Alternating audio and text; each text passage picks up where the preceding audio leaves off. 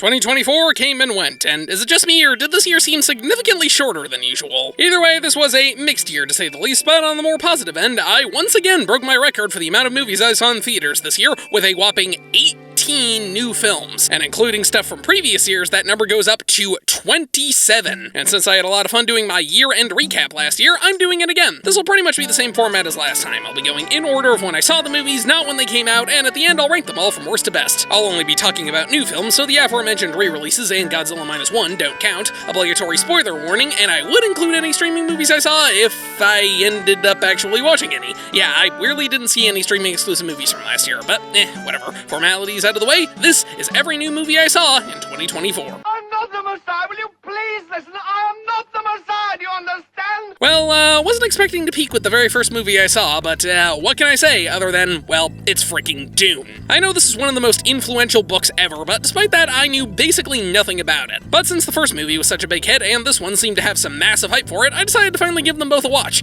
And safe to say, I completely understand why. The first one wasn't a movie I love, but I did enjoy it quite a bit. The story was fairly interesting, the world was cool, and it had a really impressive scale to it. Now, if you take all the good attributes from the first movie and amplify them, you get part two. This movie was awesome. It is genuinely one of the biggest movies I've ever seen. It seriously feels larger than life, and I am so glad I saw it on the big screen. The action scenes are fantastic, with the highlight easily being Paul riding the sandworm. The shots they used to show this thing combined with the sound design that literally shook the theater make it one of the most captivating sequences I saw all year. But thankfully, this isn't just a mindless blockbuster. It actually has an interesting story to back it up. I really like how, despite being an early example of a Chosen One story, they surprisingly have a pretty clever twist to it, since not everyone believes that Paul is the Chosen One, including Paul himself. He just wants to learn more about these people's culture, which I think is really interesting. The relationship he forms with them is really cool to watch, although while his chemistry with Shawnee is fine, I think it could have been fleshed out a little bit better. The side plot involving his mother and the witches is also really interesting. They just have this great sense of mystery to them, and you really want to know more about how this stuff works, despite how honestly pretty unsettling it can be. One of my biggest issues with the first movie was that I thought the characters were good, but because it was only part one, it was a little hard to get invested in all of them. But thankfully this movie fixes that issue, since we really get to learn more about these people, especially the villains. I really like how we get such a large variety in terms of personality. The Baron feels like a big threat despite how strangely contained he is. Robin is honestly kind of sympathetic in terms of how afraid he is.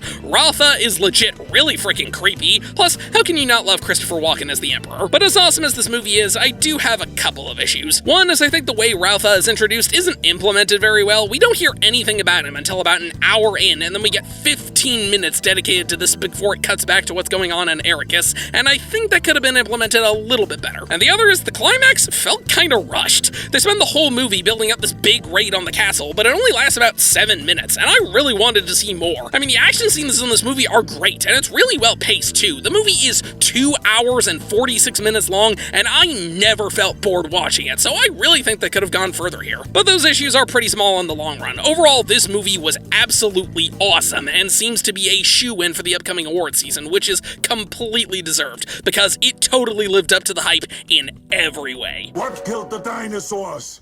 The Ice Age!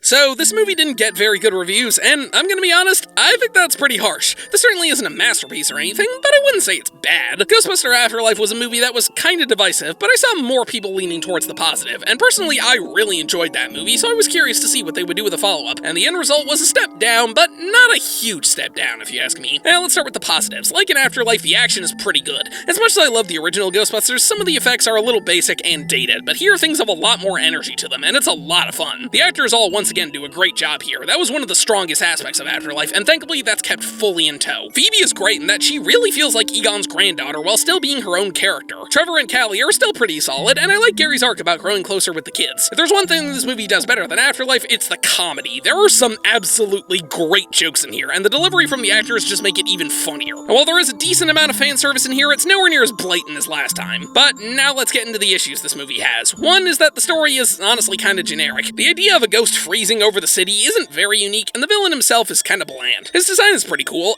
no pun intended, but other than that, this guy is just kinda meh. The only thing I really remember is the speech Ray gives about what it's like to freeze to death, which honestly is kinda chilling. Dang it, I did it again. But easily the biggest problem this movie has is that there are way too many characters. The other Ghostbuster movies had a decent amount of characters, but they were able to balance them pretty well, and they all felt important. Here, it feels like there's 4 different plots going on at once, and it gets pretty messy. You got the main family trying to bring the business back, Walter Peck trying to shut them down, which is pretty funny, Ray and Podcast investigating the Ice Ghost, a subplot with Phoebe meeting this ghost that plays chess, a ghost research lab, Peter and Winston briefly return, the guy who started all this being able to control fire. There's just way too much going on here, and it feels pretty unfocused. But thankfully, despite the issues, the movie is at the very least entertaining, and in the end, I think it has enough to make it worth seeing. I still think Afterlife is better, but Frozen Empire was still a fun watch, and I think we can get at least one more ride in here before it's time to lay this franchise to rest. I know Kung Fu.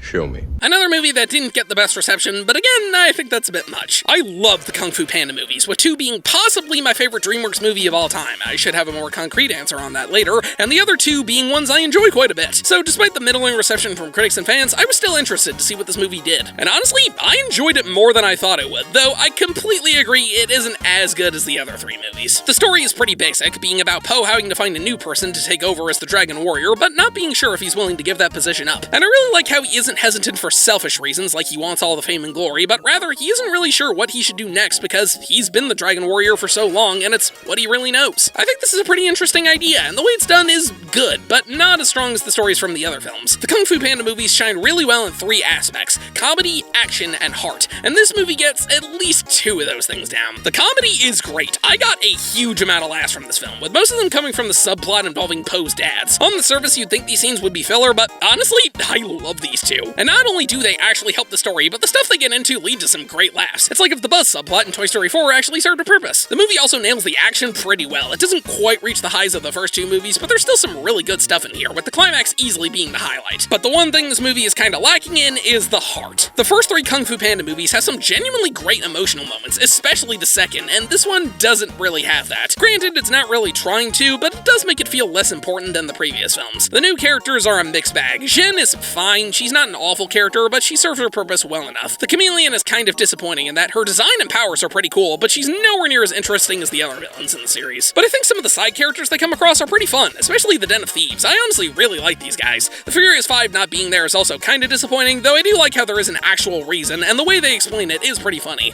So yeah, Kung Fu Panda 4 isn't an amazing movie, but I still thought it was a fun time. It wasn't a necessary addition to the series, but it certainly doesn't ruin anything either. And at the very least, this movie's existence is completely justified for one simple reason: that fantastic cover of Hit Me Baby One More Time. Imagination. Oh, right, yeah, this did happen. I genuinely have to keep reminding myself that I saw this movie. Hell, the only reason I did was because I had the day off work, so I figured I'd just go to the theater and see what was playing. I didn't really have any expectations, and what I got was...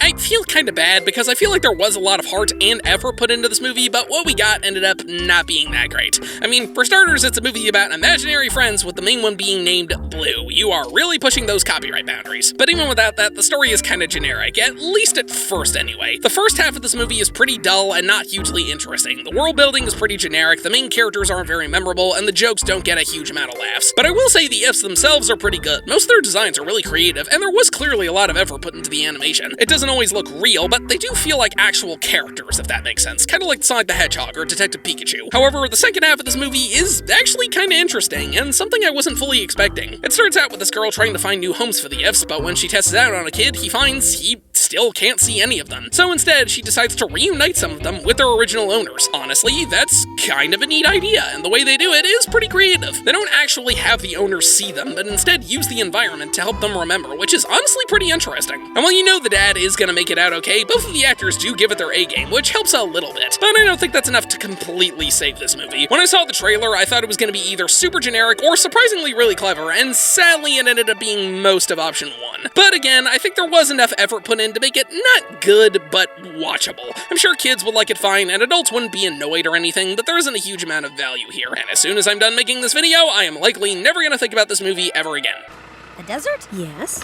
You're walking home. So, yeah, unsurprisingly, this movie kicks ass. Mad Max Fury Road is among my favorite movies of all time, so as you can imagine, I was super hyped for the follow-up, and it didn't disappoint at all. It wasn't exactly what I was expecting, though, since despite being the main actor of the movie, Anya Taylor-Joy doesn't show up until about 40 minutes in. Because the movie is actually told in chapters, with the first 2 taking place during her childhood. Seeing what happened to her at a young age and why she ended up with Immortan Joe in the first place is really interesting to see. Mementos is one of the best villains in any movie of this year, since he's both extremely hateable incredible and yet extremely funny too. Chris Hemsworth does a great job here. I honestly didn't recognize him at first, and both of the actresses that play Furiosa also do a great job. It's really cool seeing her go from a scared, innocent child to the soft-spoken badass we know from the last movie. Since she doesn't talk that much, most of the characters is told through the performances and the facial expressions, which once again are very good. But of course, the action is what really makes this movie fun to watch. It doesn't quite hit the same highs of Fury Road, but it comes pretty close at points, especially during the truck chase scene. That was freaking awesome. The movie has some great energy to it, but it knows when to take things slowly too. The stuff in Gastown is really cool as well, and when Furiosa finally confronts Mementos at the end, it is so satisfying, and the fate she gives him is both so hilarious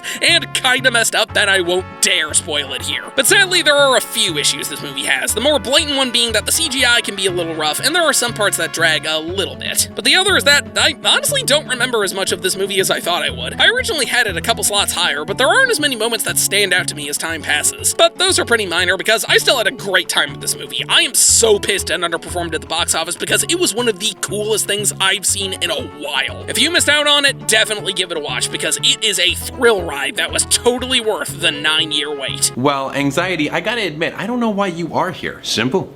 I, too, am a Disney fan. I already talked about this movie in my Pixar ranking, so I'll try not to repeat myself too much, but shorter answer is this is one of the best sequels to ever come from the studio. Inside Out was one of the few Disney/Pixar movies almost everyone wanted to see a sequel from, and this movie totally delivered. The animation is even better than the first movie, which already looked incredible, and we get some great new additions to the world, with the sense of self being a really cool idea. The new characters are mostly pretty solid, though I think Envy could have done a bit more, and Ennui to a lesser extent. Much like the first film, Riley is an actually interesting character, and her struggles would be just as interesting even without the stuff with the emotions. I really like that they experiment with different animation styles for certain parts, especially Bloofy and Pouchy. Those two absolutely killed me. As a whole, this movie is way funnier than the first one. There were so many gags that had me dying of laughter, although I still think the dramatic moments were stronger in the first film. They still work well here, just not quite as much. I also really like how the emotions from the last movie feel like they've evolved. Joy still has an arc she goes through, but it isn't just the same lesson she learned in the last movie. And you can really see she's grown more fond of the others, especially Sadness, which I really like. As a whole, we get to see a lot more sides from the others, especially Anger, which I am all for because he was my favorite character. Honestly, one of my biggest issues with this movie is that I kinda wanted to see a bit more. There's a lot of cool ideas in here, but sadly not all of them are explored a whole lot, and I think there could have done a bit more with stuff like the Back of the Mind and the Vault of Secrets. By the time we get to the climax, I was like, oh wow, we're here already? And I wouldn't have minded if it was a bit longer. But like Dune, if your biggest problem is I wanted to see more from, chances are you got yourself a great movie. I know for a fact we're gonna see a lot more from the series, and I am completely okay with that because we've already gotten two of the best Pixar movies ever, and there's a lot of potential for further installments. Certainly a lot more than other Pixar franchises anyway. This movie set the record for the highest grossing animated movie of all time, and if you ask me, that feels pretty warranted. Especially with what held the title before this. Suck it, you piece of trash. Suck it, Fox.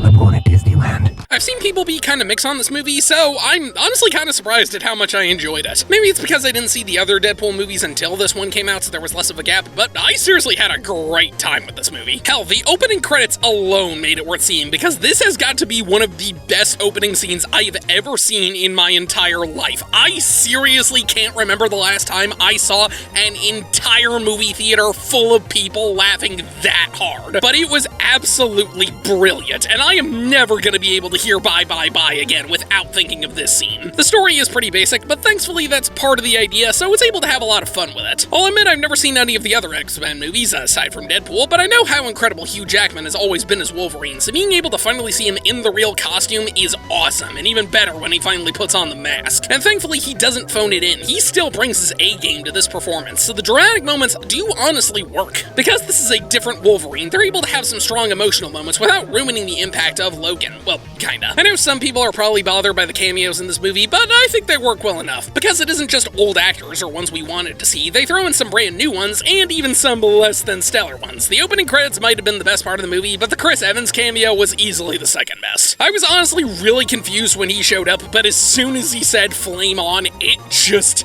killed me, and the post-credit scene made it even better. Once again, Ryan Reynolds does a really good job as Deadpool. The dynamic he has with Wolverine is great, and he knows when to be silly and when to take things seriously. Cassandra is honestly a really cool villain, simply because of how insane and honestly kinda creepy she is, but my biggest problem with this movie is easily the pacing. It's only about 2 hours long, but it feels longer, solely because there's basically 3 climaxes. You got the fight with Cassandra in the Void, then the battle with all the Deadpools, and then finally the showdown in the TVA office, and it just feels pretty weird. Either they need to be spaced out more, or one of those should have been trimmed down or just cut. Of the 3 Deadpool movies, I still prefer the second one, but I at least like this more than the first one. Despite its issues, it's still got some great laughs, fun action, and just enough emotion to keep me invested. I don't know what's in store for the future of the MCU, but I can say this was another solid addition to their catalog. Hey,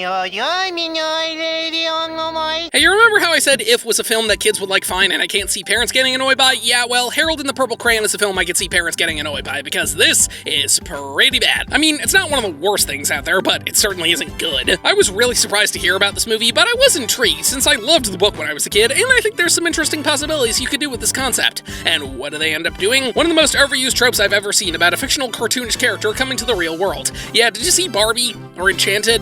Or Fat Albert? Or the Smurfs? Or Masters in the Universe? Yeah, it's basically those, but bad. Okay, some of those were already bad, but you get the point. Yeah, I really have no idea what went into the thought process of this movie. Let's take a book about a kid who can draw anything and have it come to life, and make it about a grown man exploring New York City to find the book's narrator while also drawing things that come to life, occasionally. And he befriends a kid who doesn't fit in well because, get this, his father died and his mother spends so much time working she isn't really able to bond with him, and you're starting to see the problem here. I feel like we could have had something pretty interesting based on this book, and what we get is one of the most generic kid films I've seen in a while, which might be slightly redeemable if it got some good laughs or likable characters.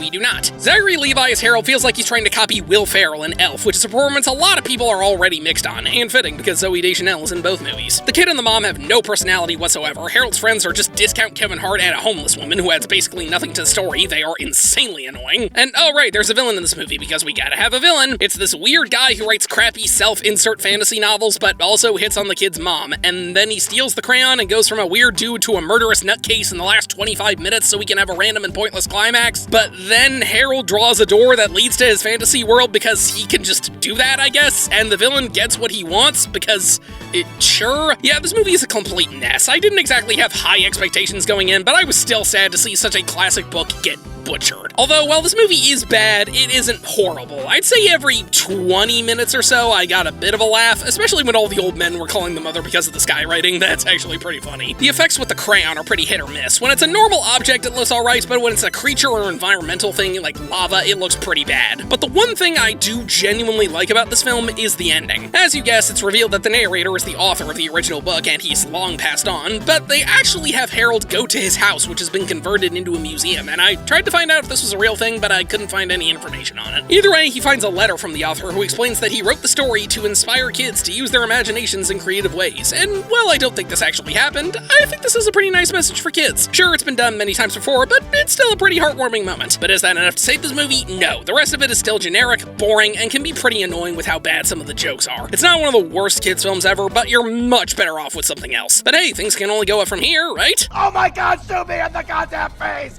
What are you waiting for?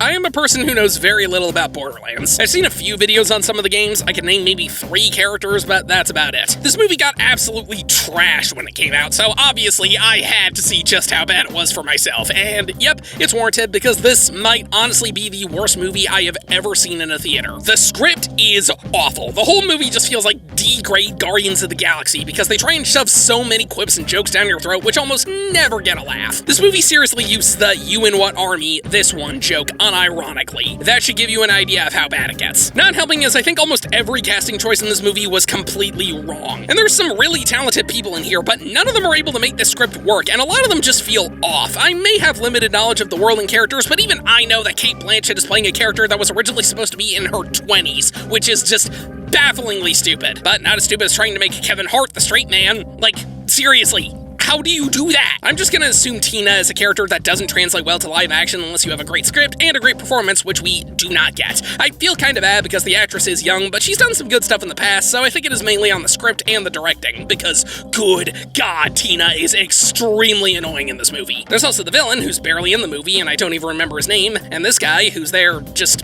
because it really feels like no one in this movie actually wants to be here, with the exception of Jack Black as Claptrap. He's the only one who sounds like he cares, which isn't surprising given that he was the only one not on set. I know a lot of people found him really annoying, but he's honestly the only one in this movie who actually made me laugh, and the rest of the crowd too. And even then, not every joke works. I think the only ones that did were the ones that revolved around him not wanting to be there, like when he thinks Lola died and proceeds to dance with joy. That is honestly pretty funny. The story is extremely generic, and the world is not interesting or creative at all. Again, even with my limited knowledge of the series, I know there's some pretty creative environments and cool weapons and stuff. This place just looks like any other crappy desert planet, and they use nothing but basic guns. And to make matters even worse, the action scenes in this movie are horrible. I'm not joking when I say this movie has some of the worst editing I've ever seen in my life. I swear it cuts like every 2 seconds, and what we actually see isn't even that interesting to begin with. The camera work is really shaky, the effects are lame, and they still try to shove in a bunch of crappy jokes, which do not work. Honestly, I don't know what else to say. This movie is awful, and it bombed hard at the box office, which I completely understand because I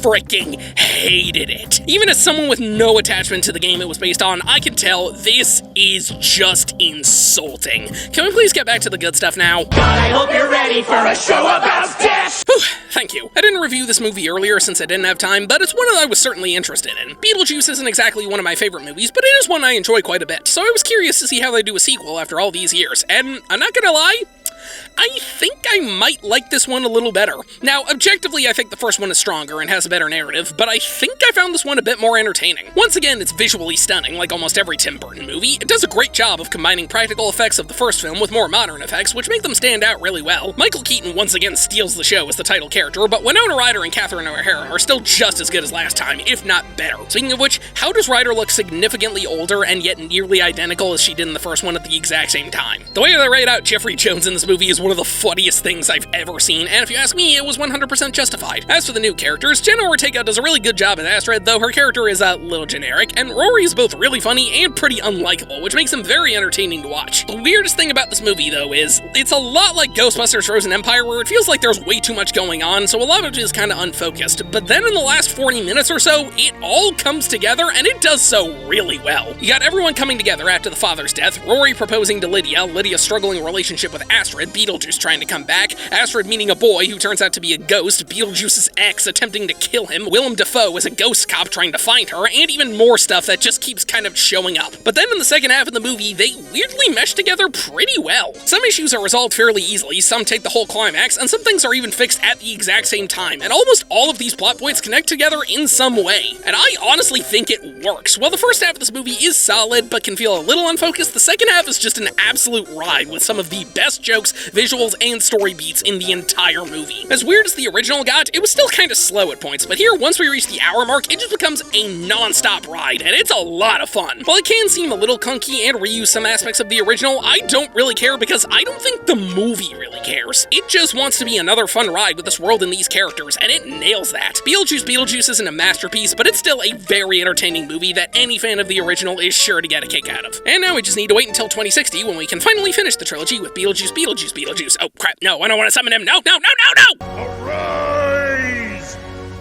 Optimus Prime. God, this movie deserved so much better. Like most people, I wasn't sure if this movie was going to be that great when I saw the trailer, but I heard really good things about it, so I decided to check it out, despite knowing next to nothing about Transformers. And all I have to say is, the marketing team for this movie needs to be fired and blacklisted, because this movie is really freaking good. The trailers do not do it justice. The animation is awesome, everything in the city looks great, and the action scenes are really good, although I will admit I think the editing in some of them can be a little choppy, but thankfully that gets better as the movie goes on. The world building is honestly super cool. They do a great job of fleshing out these environments and the history of this planet, and it's all super interesting. But the strongest aspect of this movie is easily the main characters. You really feel the connection between Orion Pax and D16, despite the fact that we all know how their friendship isn't gonna last. You honestly do care about these guys, and it just makes Dee's fall feel all the more tragic. And both Chris Hemsworth and Brian Henry give great vocal performances. As for the side characters, Alita and B-127 are alright, though not as strong as the leads, although I think the best performance in this movie is Steve Buscemi as Starscream. That is just hilarious. The story is pretty simple, but it works really well because of how strong the leads are. I guessed pretty quickly that Sentinel was the villain, but it still works because not only is it revealed about halfway through the movie, but it is a key factor in D going down the wrong path, which you can easily understand despite him clearly going too far. But on the flip side, you really see Orion go from a simple mind worker to a great hero who brings almost everyone together. All of this comes to a peak during the climax, where they finally confront Sentinel, and this part honestly kinda stunned me. The fact that D not only shoots his friend, but then decides to let him fall was truly the final nail in the coffin for his descent into Megatron. But at the same time, Orion's sacrifice was what allowed him to be bestowed upon the very thing everyone was looking for, and truly become Optimus Prime. And one thing I didn't notice until later was that Optimus was given his new name by the spirits of the Primes. Meanwhile, Megatron gave himself his new name based on what was his hero. Aside from the occasionally chopping editing, the only issue with this movie is the comedy can be pretty hit or miss. There are some good lines, but there are some moments where the jokes can be a little too insistent. That's pretty minor though. The majority of this movie is a great time. Again, I'm not even a Transformers fan, and I really enjoyed this film. If you're one of those people who was unsure about this movie because of the trailers, give it a watch because they do not do it justice. It's got an engaging story, great characters, cool action, and an awesome world. This movie deserved way more love from general audiences because it really is more than meets the eye. Caution, rogue robots. The Wild Robot is the best anime movie of the year. Yeah, I said it. This movie is absolutely phenomenal. I was blown away just by watching the trailer for this movie, so this was one of my most anticipated films of the year, and sure enough, it resulted in one of, if not the best DreamWorks movie ever made. This is one of the most beautiful movies I've ever seen in my entire life. This looks like an improved version of Puss in Boots: The Last Wish, which was already a gorgeous looking movie. The backgrounds, the characters, the textures, the lighting, the colors, it all just looks amazing, and I swear, this movie better get some recognition for its music this award season because the score is incredible. I got chills multiple times during this movie, and that combined with the visuals make me so happy I saw this in the theater. But this movie isn't just a technical marvel, it's also extremely powerful. I know some people were expecting this to be a silent film, but no, it is very dialogue-based, and that isn't a bad thing since this movie is very well written and very well acted too. Everyone across the board does an amazing job, especially the main three. Roz is such an endearing character. Seeing her adapt to her new surroundings and take in Bright Bill as her kid is very compelling and heartwarming to see. Fink is probably my favorite character in the movie. Not only is he really funny, but it's nice seeing him warm up to everyone around him. I really like how this movie isn't just about Roz helping Bright Bill learn to fly. Sure, that is important, and those scenes are great, but the second half of this movie is seeing what happens during the winter, and it's just as compelling. Seeing all these animals being forced to come together in order to survive is really interesting. A lot of them do have interesting skills and personalities, so it's great to see them having to work together. The movie is also hilariously morbid. I will always appreciate a kid's film with a dark sense of humor, and my god does this movie have one. It also gets really intense at several points. This is one of the few modern movies that really earns the PG rating, since it does not sugarcoat how cruel and uncaring nature is. But that just makes Roz bringing everyone together feel all the more impressive and heartwarming. There were a couple of moments in this movie that almost got me tearing up. If I had any issues though, I'd say the climax feels a little rushed. There are some really touching moments, and I like how we see all the characters work together, but it still feels a little out of nowhere. And I know some people have issues with the ending, but I think it works well enough. I do have a bit more to say about this movie, but I may or may not be working on a DreamWorks ranking, so I'll have much more to say about it there. For now, I'll just say this was a gorgeous and really powerful film that I am so glad I got to see, and I really hope it wins Best Animated Feature this year because I loved it. And let's be honest, DreamWorks could use some more wins. You're never fully dressed without a smile. Fun fact, I saw all three of these past movies in the same week. I saw Transformers on Sunday, Wild Robot on Tuesday, and then Joker 2 on Saturday. And I gotta say, one of those films is drastically different from the other ones, both in terms of subject matter and in terms of quality. I've seen multiple people declare this as the absolute worst movie of 2024, and to that I say, did you even see Borderlands, or Madam Web, or that awful Megamind sequel that was just glorified TV pilot? But whatever, I don't think this movie is as bad as people said it was. But with that said, it's still not good. I honestly can't remember the last time I was this conflicted on a movie, because there's some stuff in here that I think is really good, and some choices that had me really confused. Well, let's start with the good stuff, because I think there's more than people realize. Much like the last film, the acting is really good across the board. Joaquin Phoenix once again does an amazing job, and Lady Gaga is great too. Sure, she isn't what you'd expect from Harley Quinn, but I think this version works fine enough. The movie is shot extremely well. Most of it takes place in either the prison or the courthouse, but they are still able to make it look good with the varying angles and little details details. I especially like how as the trial goes on, Harley sits closer and closer to Arthur, showing her influence over him growing stronger. I think that's really cool. I do like how it leaves a lot of things up in the air, specifically about whether or not you can trust everything Harley says, and despite the movie constantly bringing up what happened in the last one, it does bring up some interesting ideas. Not only does it discuss the impact it had on a lot of people, with Joker being seen as an icon, which I know a lot of people were worried about happening in real life, but it also shows how Arthur affected people in his personal life, specifically the neighbor he fell in love with, and his friend who witnessed the murder of his co-worker. The part with him was easily the best scene in the movie. Again, not only do the actors do a great job, but you really do feel bad for this guy. Sure, Joker did let him live, but he was still traumatized by what he saw. After all, Arthur was the only person who was ever nice to him, so to see him do that right in front of him really messed him up. I think this movie was worth watching for this scene alone. But now let's get into the bad stuff, which is probably what people are more familiar with. First off, the pacing is terrible and the runtime is way too long. This did not need to be a 2.5-hour movie because it drags at so many points. And this is mainly because of the second big issue. This did not need to be a musical. When I heard about that, I honestly thought it wasn't an awful idea. If you're gonna make a Joker sequel, why not do something new and creative? Problem is, they basically just made the scene of him dancing on the stairs take up an entire third of the movie. I'm not joking, these sequences add basically nothing to the plot. Some of them are kinda cool visually, but the songs are all pre-existing, so they don't give us any insight into the characters. They aren't sung well, which is intentional, I know, but still not very good, and they get old really quickly. It's a shame because the actual score for this movie is pretty good, but the musical numbers fall really flat. But by far the most confusing thing about this movie is how much it varies in terms of story quality. It had me at first, then it lost me, then it won me back, then it lost me again, and then it completely crapped out at the end. Yeah, the thing that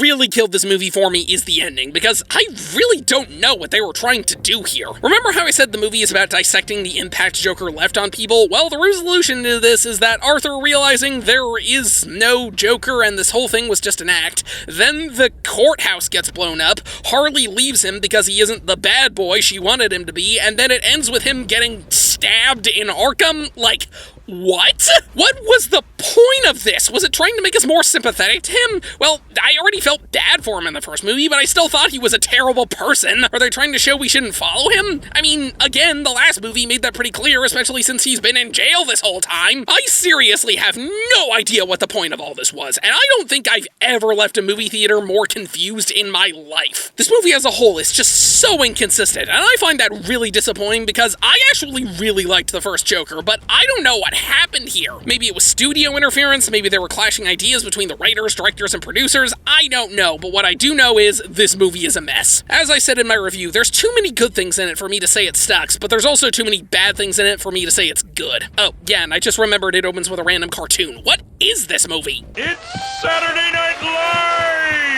If you're wondering why I didn't review Saturday Night when it came out, it's because I honestly didn't have much to say about it. Overall, this is a pretty solid movie, but it wasn't exactly what I was expecting. When I first heard the idea about it being the build-up to the first episode of SNL, I thought that was a really cool premise, but I thought it was primarily going to be a comedy film, and in many respects it is. There are a lot of really good jokes in this movie, but it's more based on suspense rather than straightforward laughs. Like I said, the film follows Lorne Michaels as he gets people together for the premiere of Saturday Night Live, or just Saturday Night as it was originally called, and the whole movie is done in real time, which is pretty cool. As you'd imagine, there's a lot of issues going on, though. Many of the cast members won't cooperate, they're struggling to fit everything into their given time slot, and the network executives are risking cutting the show entirely. And thankfully, this method is done pretty well. You honestly do feel the pressure as the film goes on and the clock starts counting down, and you really want to see Lorne succeed in pulling this whole thing off. I have no idea how accurate this was to what actually happened, but either way, it works well enough. I'd say the strongest thing about this movie is the casting. Gabriel LaBelle does a great job as the head honcho, but I'd say the strongest ones are Corey Michael Smith as Chevy Chase, Matthew Rhys as George Carlin, and especially Nicholas Padani as Billy Crystal. Like, his impression is spot on. This movie's also pretty solid from a technical standpoint. Hell, the first 5 minutes or so was done in one continuous shot, which is really impressive. However, I do think this movie could have been a little stronger. While there are some great jokes in here, I wouldn't say this is a hilarious movie, and there were some parts in the middle that dragged a bit. Saturday Night is a solid enough watch, but it's not a film I'm really itching to go back to. It barely made any money at the box office, and I can kinda understand why, since, I mean, it barely got any marketing at all, and the premise is fun, but I don't think it takes full advantage of it. Glad I saw it, but it wasn't one of the best. Go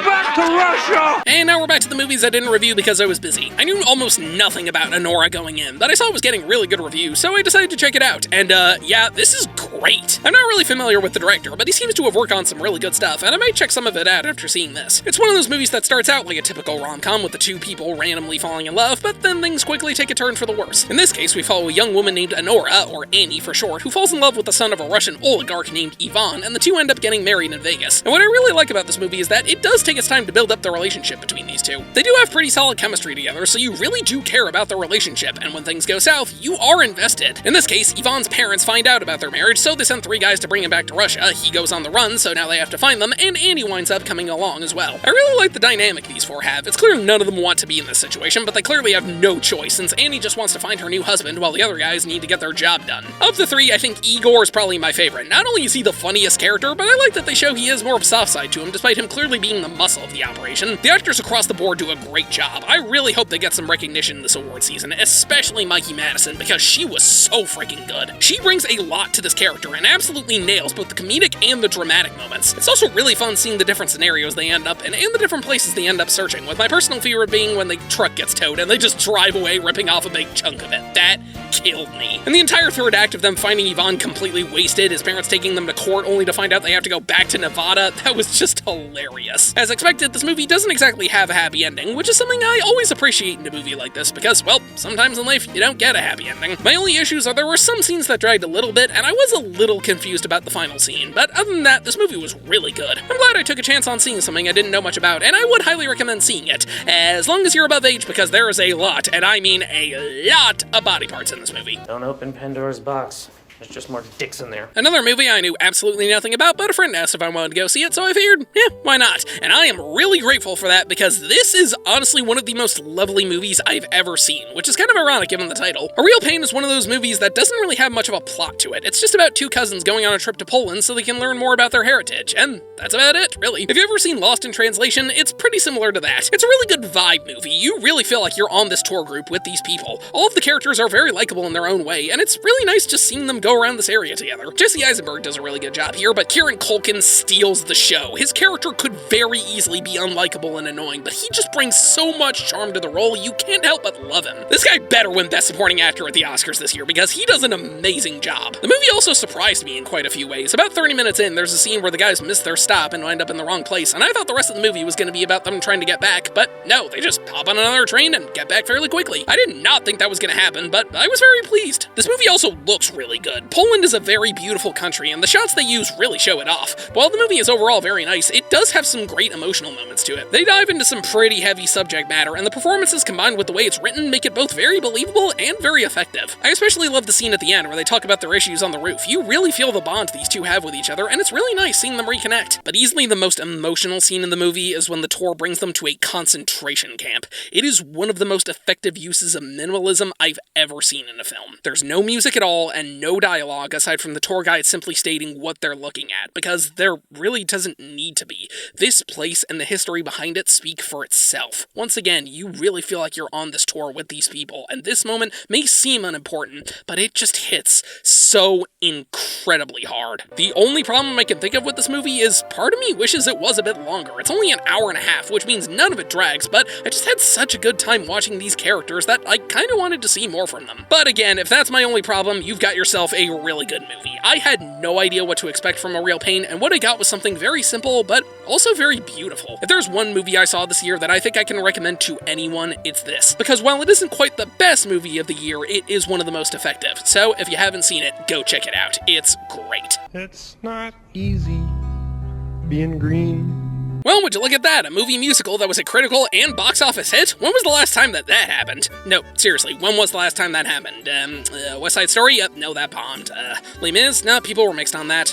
Sweeney Todd? Maybe? Yeah, sure, let's go with that. Whatever. Point is, movie musicals, especially ones based on Broadway shows, haven't been doing so well in the last decade or so it's nice to see one that actually came out pretty good. I've never seen The Wicked Show, but I am a big fan of the original Wizard of Oz book and movie, so this is a world I'm very familiar with, and I think it was done extremely well. This is one of the the earliest examples of telling a well-known story from another character's perspective, and I think it still holds up. Elphaba is a very interesting and relatable character. The struggles she goes through are something I think a lot of people have also had to deal with, so you can connect with her very easily. Glinda's arc also works pretty well. Sure, she starts out as the typical rich, mean, popular girl, see what I did there, but she really warms up to Elphaba as the movie goes on. She still isn't a flawless character, but she's much nicer than she was in the beginning, and thankfully both Cynthia Erivo and Ariana Grande give great performances. Everyone across the board does a really great job, and I gotta say, casting Jeff Goldblum as the wizard was hilarious. The side characters are also pretty good. Fiyero may seem pretty one-dimensional at first, but he has some pretty solid moments. Madamorable is pretty cool, and Bach gets some good laughs, let's just ignore the behind-the-scenes stuff. Nessa Rose is pretty good too, though I kinda wish she got a bit more focus. The strongest aspect of this movie is the musical numbers. That is the number one thing almost every bad movie musical seems to get wrong, but thankfully these are great. Not only are the songs themselves really good, but the numbers have a great amount of energy to them thanks to the editing and the choreography. But most importantly of all, everyone can actually freaking sing. Crazy how that results in a good musical. The highlight obviously being Defying Gravity. I seriously got chills during that song, and I did really like the cameos from the original actresses. The cinematography is also really good. I think there are some cool shots in here, especially in the end when she's flying. There's only two issues I really have with this film. One is that while the production design is overall really impressive, it can look a little washed out at points, which is odd because, you know, it's an Oz movie, a franchise that is famous for its color. And the other is, of course, the runtime. For the most part, I didn't really mind it, but there were a few moments towards the middle where it felt a little dragged out. Other than that, things flowed together pretty well, which is weird since this is only the first half of the story and the second is going to be even longer. I hope more movie musicals take notes from this because I had a really good time with Wicked. It's not one of my all-time favorites, but it's still a very well-made film. Wouldn't be surprised if it ends up getting a lot of recognition during this upcoming award season. As of writing this, the Golden Globes just happened, so let's see who it did.